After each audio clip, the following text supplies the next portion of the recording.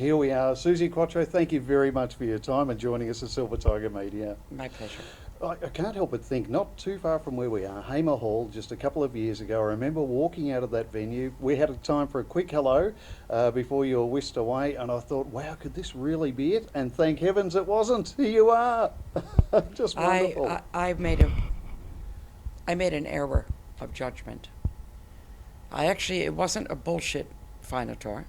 I Yes. actually thought, you could tell by the show I put together. Most certainly. It was all the memories and tears and all that. And then after the buzz of that wore off, I was back home and I went, what have I done? What have I done? I said to my husband, I'm not ready to stop yet. So I'll never say it again. Never will I say that again. I learned my lesson. Yeah, I just thought it great. was the right time to do it for Australia. Just 51st year in the business, and I was wrong.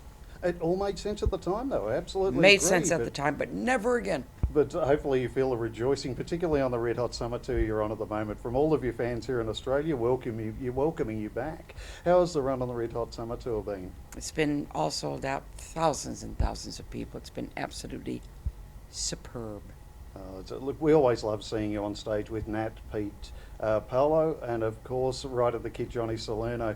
I must ask you one particular point about the tour, if I may. I fondly remember you singing Stumbling In, of course, back in 1978 with Chris Norman. Even as a young fellow, I remember that. But look, does Dave Gleason stack up at all? He does a terrific job. He wanted to do it with me the first time we worked together, and he took the whole tour to get up the courage to say, can I sing that song with you? And he does a good job. And I put my bass down, and we do it as a romantic number. So, yes, he does a very, very surprisingly good job. Surprisingly indeed. I've been alleging that he's aging gracefully, and he doesn't like that one bit. But of course, on stage with you, he's having a wonderful time. He is. He's a nice guy. And he's born on my birthday, too. Really, Yeah. that is a bonus for him, absolutely. Our love is alive, and so we begin. Foolishly laying our hearts on the table, stumbling in. Look, it's always wonderful to have you back, and this run is of special significance, not least of all because you're here, but because of this wonderful album, No Control. It's absolutely magnificent, a superb collection. Congratulations on this achievement, sincerely. How does it feel to have live audiences at this stage of your career, knowing the words to songs like this, singing them back to you from the crowd, particularly as far away from home as Australia? That's just one of the things that you work for. You want to reach as many people as possible. You want people to know your lyrics. I've been doing this a long time, so I'm used to, since '73, people knowing the lyrics to songs. But what I really liked is when I did No Soul, No Control. By the time I got to the second time of the chorus, they were singing it with me. So it means it's easy to remember. Absolutely, a stroke of genius, but as is the whole album. But what struck me about it on first impressions was how tremendously diverse it is. Not only have you mastered every style, but the fact is you've made it, there's literally something for everyone. Was that intentional from the outset to make such a diverse album? No. The entire thing was an accident. I say it how it is. This album was not planned. My son came to me. He's a fine guitar player, and he's been saying it through the years, but he finally said, I need to write with you. And I saw he was ready, so I said, show me what you got. Played me a riff, and I said, I can work with that. That's good. And that became Don't Do Me Wrong. And we first went in to make a demo. Guitar, bass, scratch vocal, and a drum machine.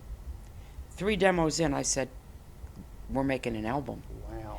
And I said to the engineer and to my son, just because of the way this has happened, I want no direction.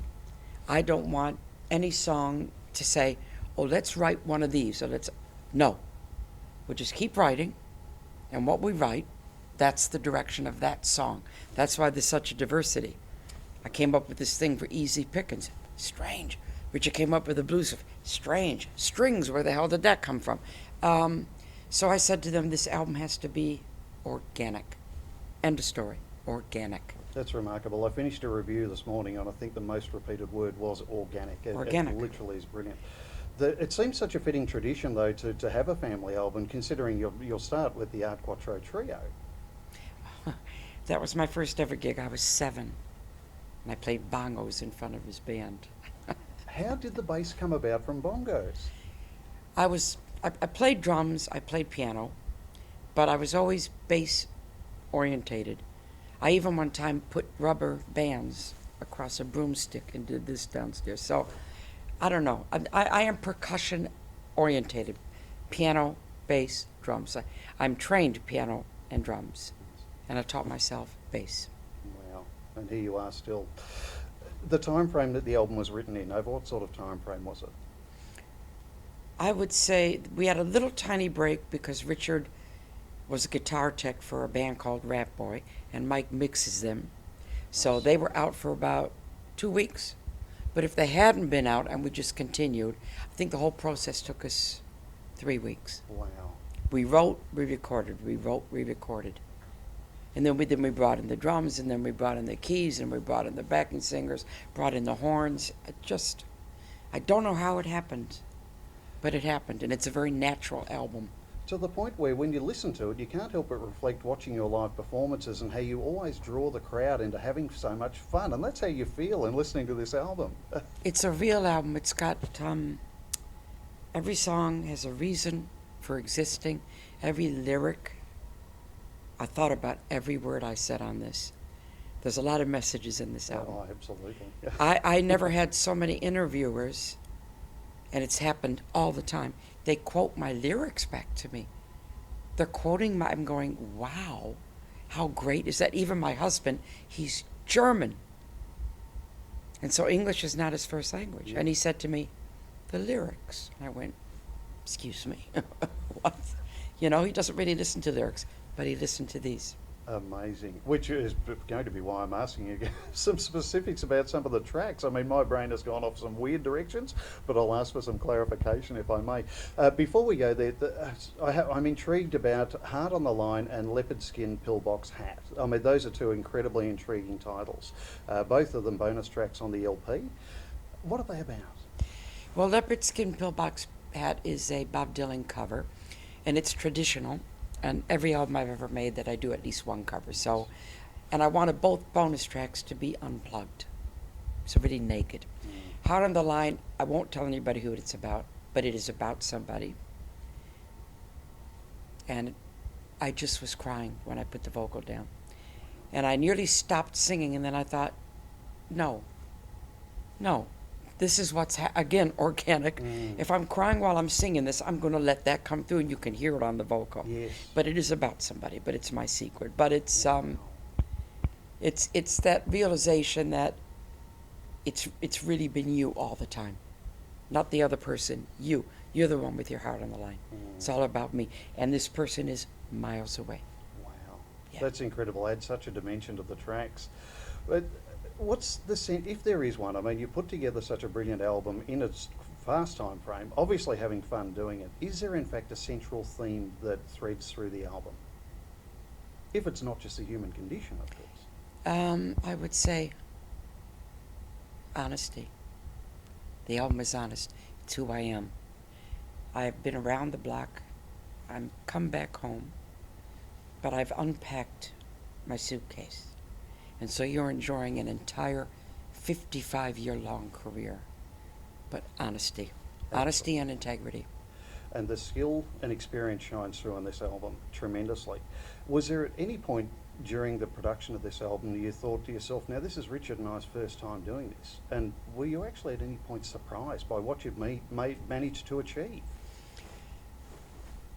There was a couple moments that happened. When we put down the first demo, and it was a demo. That's what we were doing. I didn't know this was going to happen. And so first song we've written together, Richard's sitting there with his guitar. I got my bass, the drum machine's going, I'm singing a little scratch vocal, and Richard went, I said, what's the matter? He went, all of a sudden I'm in the studio with Suzi Quatro. And I said, and? In other words, Mum's gone. Indeed. Yeah. And we had a few little minor clashes, not bad, but if you're making an album, you're going to have a few differences, couple things. One of them was what's the track? Oh my God, I Can Teach You to Fly. And I had taken the chorus because it's a '60s type of track, and I'd taken the chorus and made it hippie trippy, broke the tempo, and made it. And 2 days after I'd recorded the track, Richard called me and he said, "This can't go on the album this way." And I went, "Who you talking to?" "It can't, Mom. I'm sorry, it can't." And he was really. He said, "When you break that tempo, you ruin it. I don't want it on there." I said, "Right." So I put the phone down. I was a little bit annoyed that he was being that strong with me. But when somebody's that strong, you have to take it serious. Absolutely. So I went to the track that I had on the tape, and I listened 2 or 3 times, and I thought, okay. I called him back and I said, "You're right. Wow. You're right." So he had gotten his confidence enough at that point to actually challenge me, which is good. We had a couple little instances, not bad things, you know. Hey Joe was going to be one of the bonus tracks, and he really didn't want it. And so I listened and I said, okay, then we'll do this, and I want it unplugged. Hard on the Line was the other one. I showed him the idea, playing it on guitar. And I said, now, I think it should go here, power chords here, this, and he went, no. I said, what do you mean, no? And he said, it's really sweet how I'm hearing it right now. You're playing the guitar and you're singing it. And I went, we got in the studio, I laid the guitar down, and I'm still thinking I want this. And Richard said, Mom, do me a favor. Go in there and sing it with the guitar. Not at the same time, the guitars. So I went and I sang it, crying, came back in, listened to it coming back out the speakers, and I went, oh, you're right. And he said, I am right. He said, nothing belongs on this. Nothing. And he was right. Wow. I heard what he said. Only when I heard it back. And it had such a magic. There's a little bit of bass, acoustic guitar, and my voice, and that's it. Wow. A part of you must have been very, very proud. I was proud that he heard that. I didn't hear it. He did. Incredible. Yeah. I must ask you about, of course, Macho Man, which is just such a hooky track. It gets into your mind and doesn't leave, much like many of the tracks. But what in particular is Macho Man about? Everybody wants to know who. In fact, the engineer turned to me while I was when I was putting the bass and singing a scratch vocal, and he said, "Who is this Macho Man?" And I said, "Some asshole." It's actually about a few people. I've known a few Macho Men, but the flip side of the song is the Macho Man is a victim of his macho-ness. He can't get out. And I feel sorry for him in a way. But in the end, I say, I won't take it. I'm out. Because with the Macho Man, he can't get out. That means nobody can get in. It's a very important song. And ties into No Control just Okay. beautifully. That's real important. Most The no soul, no control is important to me. I actually say the lyrics on stage. Right. Yeah. As is Strings. I mean, that's one that you're literally tangled in and can't get free from. It's an incredible track. Where on earth did that come from? I don't know. I had the riff, and then the idea for the song came, and I was with Richard, and I said, listen. And I went, strings. And he looked at me, and I said, this is important. Strings. He said, okay, I got it. I kept doing it like a broken record. Strings. We went into the studio. I went, strings. They went, we get it. And I said, but it's so important that you record this, how I'm singing it, and it stays in your head. And it's about how we're living today. That doesn't matter what color you are, if you're rich or poor, where you're from, what your religion is. Strings. We're all one race of people. Really important song. Absolutely. For this day and age. Most certainly. But just as you've sung that word, it's like you press play in my head again. It's brilliant. Isn't it? And it's so funny because I couldn't stop doing it. I was just so insistent, and I didn't want it to be recorded any other way than the way I sang it. And I did this weird voice. It's almost like the strings are vibrating. Yes. The strings of absolutely life, it is. Yeah. Yeah. I wanted to ask you, if I may, just quickly about not only this album, but your entire catalogue, you must be asked regularly to pick favourites. How difficult a question is that to negotiate? I have favorite albums. I have favorite tracks. I have favorite albums. Suzi and Other Four-Letter Words remains a favorite. The first album, obviously. I love Quatro, Scott and Powell.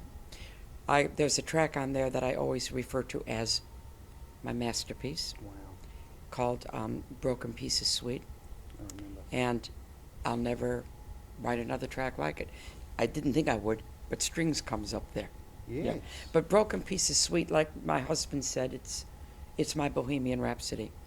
I can't write it again. It's just one of those strange three-piece things that I don't know where it came from. Maybe I will write another one, I don't know. This album is a favorite Indeed. since the first one. I That's don't mind telling you. a strong favorite. I'll cut it out of the interview, but I couldn't help but call this a masterwork. But I honestly believe it is. Well, the way it's being received, everybody's saying, wow. Indeed. That seems to be the first word, wow. Wow. So, yes, proud as proud can be. Oh. And the first thing I do with my son, how great is that? Indeed. Keep saying, take a bow, Richard. I understand that Easy Pickings, the riff itself, has been around for a while. Is Yes. that right? Is it I- nice to find it at home? I used to play that riff. I'm not a good guitar player. I don't pretend to be. I didn't go from guitar to bass. A lot of bass players are failed guitar players. I started on bass. So when I play guitar, I'm very limited. It feels like a toy to me because Yeah. it's too little. And I can play enough to write. But this, I taught myself this strange riff, and I've always played it. Then all of a sudden it became a song. And I wanted to conjure up that in America, sitting in the back hills, with your foot tapping and the moonshine on the porch, and I said to Richard, I want this to be about reality shows, and that's what it is. A little bit of a tongue-in-cheek. There we go. Absolutely phenomenal. I have to ask you, of course, my teenage son, Kynan, is a bass player, so I'm duty-bound to ask, will walking down the bass line lead him astray? No. Says it. Walking down that bass line won't lead you astray. Won't lead you astray. And I am striking a chord for bass players all over the world. Richard again came up with this riff, and I said, let's go in the front room, because we wrote a lot of stuff outside. It was such a beautiful summer. Come on, it's got to be electric. So he plugged in, I plugged in. And as soon as he started playing the riff, I started to play lead bass, which is unusual. I'm a real bass player. But this melody, I went, wow. I said, Richard, this is bass line. He said, it is. And then we got in the studio, and I think it was Richard said to me, you need to play the solo. And I said, yes, I do. So I played, where the guitar solo should go, I played a bass solo. I don't think it's been done before. I can't think of any other No, occasion where hooray. it has. Wonderful stuff. Really representing the bass players. I know my son will be jumping on the bass and learning it. I think bass players will want to learn that track, Indeed. because it takes bass to another level. Absolutely, yes, and puts it right in the spotlight at the forefront so beautifully. Absolutely. As you've been doing for over 50 years, so brilliantly. Well, again, congratulations on what is such a phenomenal album. Thank you.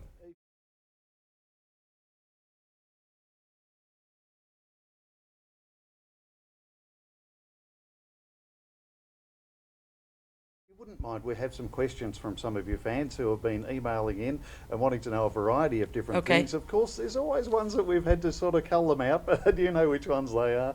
But if you wouldn't mind, I'm going to put some of these questions Okay. to you on their behalf.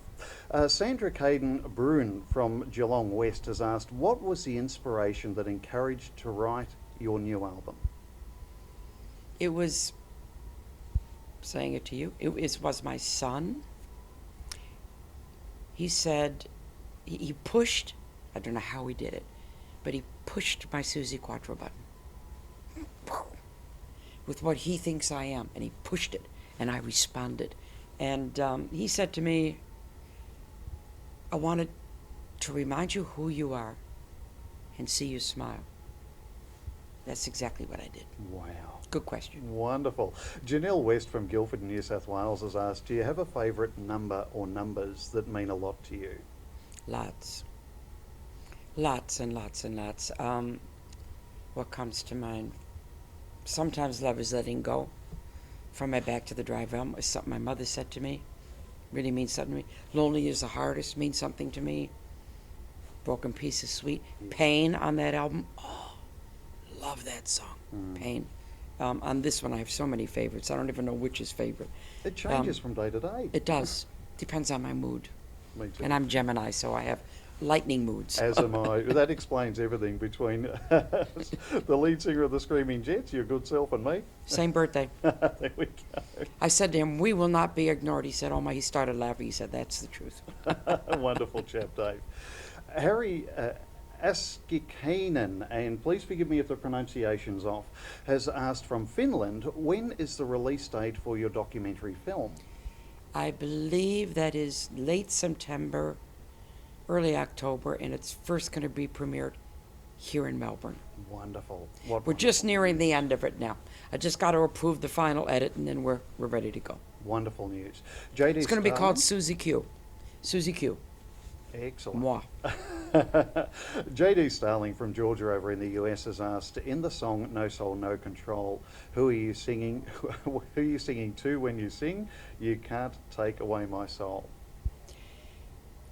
It's just such an important thing. I had various people in mind, and my personal mantra, and my whole life, do not give yourself that little chunk you keep that's you. Don't give it to anybody. Don't give it. You can love them. You can embrace them. You can have many relationships. Don't lose yourself in anything. I firmly believe that you have to hold on to me. I got to hold on to me. Don't collapse into a relationship. Incredible. Such sound advice as well. Amy Johnson from over in the States, we don't know specifically where, has asked, what is your most favourite memory of appearing on Happy Days? God. Leather Tuscadero. So many memories. I liked the one episode I did where I went out on a date with Ralph Malph. And I dressed up in a prom and my hair was all done. Because it was a little bit out of character for that character. And I had to act different, you know. So it was, that was a fun acting part. I liked it all. Wonderful. Wonderful stuff. It just makes you reflect back to those days, doesn't it? It's incredible. Lee Wood from Sydney, New South Wales has asked, if Suzi Quatro cut heads with the leather Tuscadero in a Detroit bar, who would win? I'm presuming we're talking about the cut heads as in grab a musical instrument and have a competition. I don't understand the question. Apparently cutting heads from urban dictionaries, because I had to look this up myself, Right, yeah. is having a playoff with a particular instrument. So he wants to know who would win, yourself or leather Tuscadero? Well, I'd win. Naturally. Because Leather Tuscadero was a role I played. And Suzi Quatro is me. Absolutely. Wonderfully put. Michelle Reynolds from Maryland in New South Wales has asked, do you enjoy being a grandma? Wonderful. I came from one of 5 kids. The first grandchild came into our home to live when I was about 11. So I've never known a house without children. I would have liked more kids myself. I'm waiting for Richard to get busy, you know. Maybe he'll make some money off this album and have a kid. I love kids. Absolutely love kids. In fact, they think I'm their age because I have the emotional age of 6 most of the time. I'm so with you there. Debbie Buzzazi from Warragul in Victoria has asked, chilling out on the weekend, who do you like to listen to? I'm a real mood person with my music, with my movies. I often will play Bob Dylan. I will play Dory Previn, believe it or not. Wow. Jackson Brown, Otis Redding. I tend not to listen to rock that much because I do rock for a living, so I chill out to different things. But I will listen to 50s music a lot, the old doo-wops. I like that. Wow, makes perfect sense. Adele Mossiter from Wynnum in Queensland has asked, who is or was your biggest celebrity crush? Oh, God. Vince Edwards, who played Ben Casey, Dr. Ben Casey. I can't believe that I had a real crush on him. Wow. Boy, that was years ago. I even had the poster of him in the bedroom, you know. Goodness me. Well, I won't tell you who was on my bedroom wall. It was, in fact, you. We'll leave that there. Indeed. Grace Peppers from Glasgow in the UK has asked, how many pairs of sunglasses do you own and how long does it take you to dust them off? I have about 800. My husband did this whole Ray-Ban collection for me from the 30s all the way along the wall up to the present day. I don't touch the old ones. because they're too valuable, and I only wear from about 80 onwards, and there were more on this side, and I go in each day and pick out what I'm going to wear with my outfit. Very selfish question, but I must ask you, I understand that a very special Fender Precision bass was given to you many years ago that doesn't go on tour anymore either. No. Where is that bass? That's on my fireplace wall. Wow. 1957 Fender Precision, gold scratch paint, sunburst finish, worth a lot of money. I love it. It's my first bass, and I won't take that out anymore now. Absolutely. But I do have a reissue P bass that I do take out. Wonderful. Wonderful. Thank you. I had to ask that question.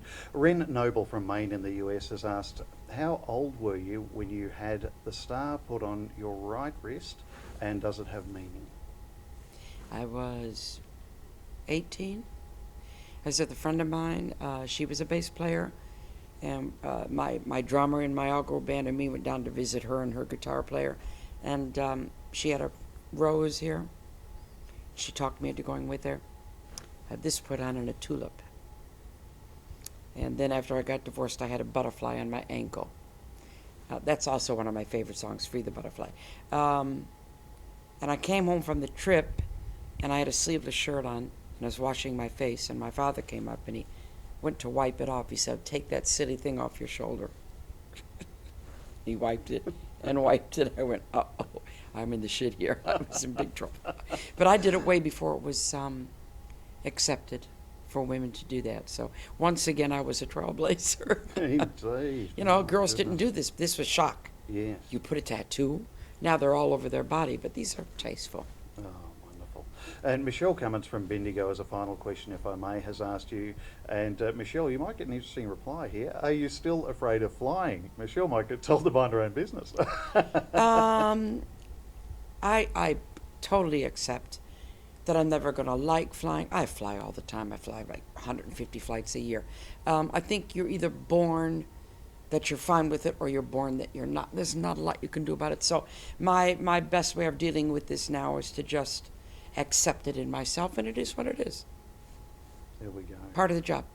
You have yet to play at Bribie Island, and we have a question from Bribie Island, so I might throw that one in there as well if I could. Bernadette Paulus has asked, do you think I'm too old at 57 to learn to play the guitar? No. I go back to my mantra.